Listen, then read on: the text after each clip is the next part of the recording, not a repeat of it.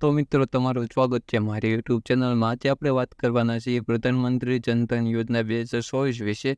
તેમાં લોકોને મળી રહ્યા છે ₹10,000ની સહાય. જાણો શું છે પ્રોસેસ, આ યોજનાનો ઉદ્દેશ શું છે, લાભ શું મળે છે, પાત્રતા શું હોય છે, અરજી કેવી રીતે કરવી, તેની વાત આપણે આ વિડીયોની અંદર કરવાના છે. તો મિત્રો આપણે વિડીયો ચાલુ કરીએ. પ્રધાનમંત્રી જનધન યોજના 2024 ખાતામાં તમે પૈસા મળે. પ્રધાનમંત્રી જનધન યોજનામાં ₹10,000ની લોન આપવામાં આવે છે. જનધન યોજના પ્રધાનમંત્રી નરેન્દ્ર મોદી દ્વારા શરૂ કરવામાં આવી છે, જે 15 ઓગસ્ટ 2024ના રોજ શરૂ કરવામાં આવી હતી. ત્યારથી આજ પણ પ્રધાનમંત્રી જનધન યોજના 2024 ચાલી રહી છે, જેના લાભ હાલ કરોડો નાગરિકોને મળી રહ્યા છે. પૈસા જનધન યોજના બેંક નવું ખાતું ખોલાવવા માટે નીચે મુજબની માહિતી આપવામાં આવેલી છે.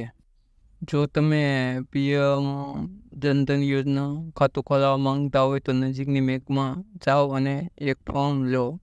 તેમાં પૂછવામાં આવેલી બધી માહિતી દાખલ કરો અને તમે સરળતાથી ખાતું ખોલાવી શકો છો. પ્રધાનમંત્રી જનધન યોજનાનું ખાતું કેવી રીતે ખોલવું, ખાતામાં કેવા પ્રકારની સુવિધાઓ આપવામાં આવે છે, આ તમામ માહિતી ધ્યાનમાં લઈને આ વિડીયોની અંદર આપવામાં આવેલી છે.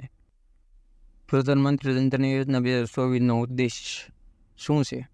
પ્રધાનમંત્રી જનધન યોજના મુખ્ય ઉદ્દેશ આ દેશના ગરીબ અને નિમ્ન સ્તરના લોકો કે જેઓ અત્યાર સુધી બેન્કિંગ સુવિધાઓ વંચિત હતા, તેમને બેન્કિંગ સુવિધાઓ સાથે જોડવાનો છે.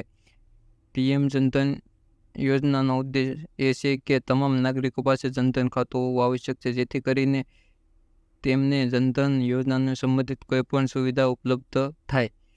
આજે પીએમ જનધન યોજના લગભગ સમગ્ર પ્રદેશમાં ફેલાઈ ગયું છે અને જે નાગરિકોને જનધન ખાતું હેઠળ જનધન ખાતું ખોલાવ્યું છે તેના લાભ લઈ રહ્યા છે.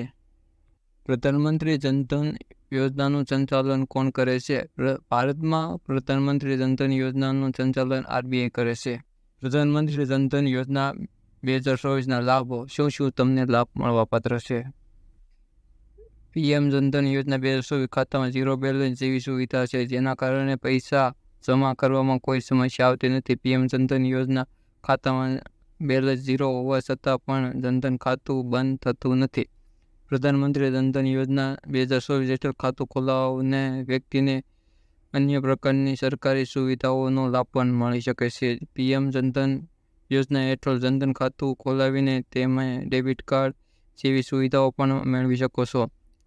પ્રધાનમંત્રી જનધન યોજના હેઠળ 2 લાખ સુધીનો અકસ્માત વીમો પણ આપવામાં આવે છે. જનધન ખાતું ખોલાવી લઘુત્તમ ઉંમર 10 વર્ષ છે. પીએમ જનધન યોજના 2024ની પાત્રતા.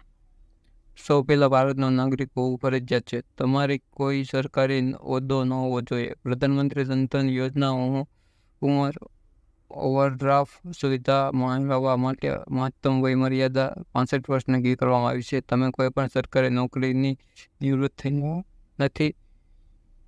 તમારી પાસે ઓળખપત્ર હોવું જોઈએ જરૂરી છે. જો તમારી પાસે ઓળખપત્ર ન હોય તો બેંક દ્વારા નાનું ખાતું ખોલી આપવામાં આવશે.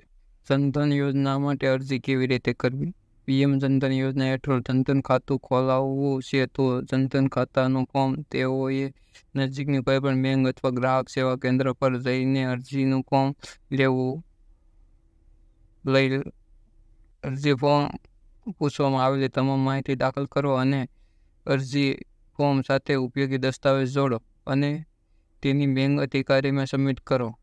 પ્રધાનમંત્રી જનધન યોજના ₹1000 તમામ દ્વારા સબમિટ કરાયેલા દસ્તાવેજો અને અરજી ફોર્મ અધિકારી દ્વારા ચકાસવામાં આવશે. ત્યારબાદ તમારું ખાતું જનધન ખાતું ખુલી જશે. જો તમે પણ પ્રધાનમંત્રી જનધન યોજના હેઠળ જનધન ખાતું ખોલાવવા માંગો છો તો આજે તો મિત્રો વિડીયો સારો લાગ્યો હોય તો વિડીયોને લાઈક, ચેનલને સબસ્ક્રાઈબ કરજો. જનધન ખાતાનું ફોર્મ કેવી રીતે ભરવું તેનો વિડીયો જોતો હોય તો કોમેન્ટ કરજો.